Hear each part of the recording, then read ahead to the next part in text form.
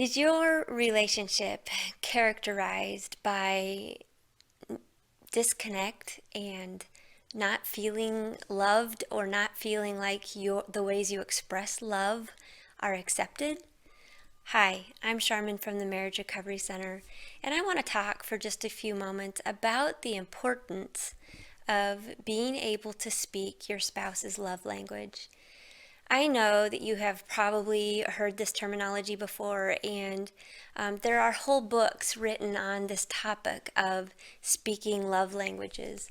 The idea is simple, that if you can figure out what it is that means the most to your spouse, how they feel the most loved, if you can figure that out, then you can do those things or speak those things to them and they will feel loved.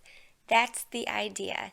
It helps you to know what they expect of you, and it kind of can give you a roadmap on how to, be more loving in a way that they can hear it.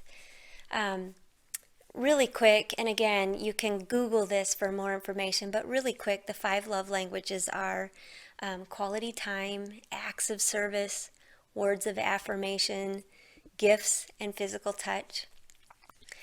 And if you're trying to take the time to find out what your spouse's love language is, usually the easiest way is that typically they will speak the language that means the most to them. So, in your sleuthing, trying to figure that out, watch to see how they love the people around them, and that will tell you what means the most to them.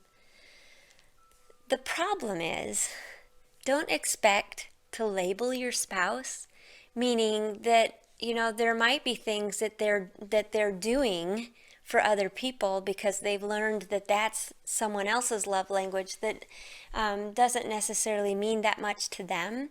So make sure that you're doing more to ask more questions or to find out what is the most meaningful. The other problem too is, especially for us women, is that there are factors that influence how we feel loved. For example, if normally our love language is physical touch, if we are hurt or not feeling good, then physical touch is probably the last thing that we want. And so, all that to say, if you can be flexible in how you love each other and pay attention to some of the other signals, then you're not just labeling each other. You're not just trying to fit this into a nice, neat little box. You're actually working to understand what in the moment speaks love the most to my spouse. A key is to try. Your spouse will feel loved knowing you are working on trying to understand them or know them or to be in touch with them. That's a big key in just creating connection with each other.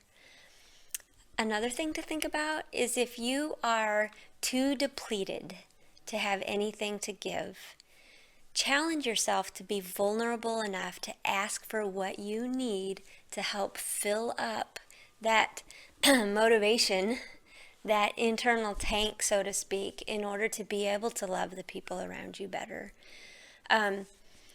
Try finding some margin in your life that enables you to not be so depleted so that you are able to love the people around you in a way that helps them to really feel loved. Pay attention to how you are feeding yourself. What kind of sleep are you getting? What kind of food are you eating? What kind of exercise? How are you letting your heart rest? These are all things that impact your ability to love. So pay attention to those too, especially if you are feeling really depleted. And another thing I wanted you to think about too is that sometimes love is a choice. When things are really hard or difficult or you're under a lot of brokenness or stress, you might not feel very loving towards each other. And when that's the case, the best thing you can do is choose to love in a way that is meaningful to the other person. And the point of all of this is that's how you can continue to build your relationship, build your marriage. It gives you the motivation to deal with the issues that that seem to be breaking the marriage down, and helps you to stay connected to each other. If you want more information or want to talk to one of us about just how to do this better in your relationship, please reach out to us at the Marriage Recovery Center. Thank you. I hope you have a great day. Take care.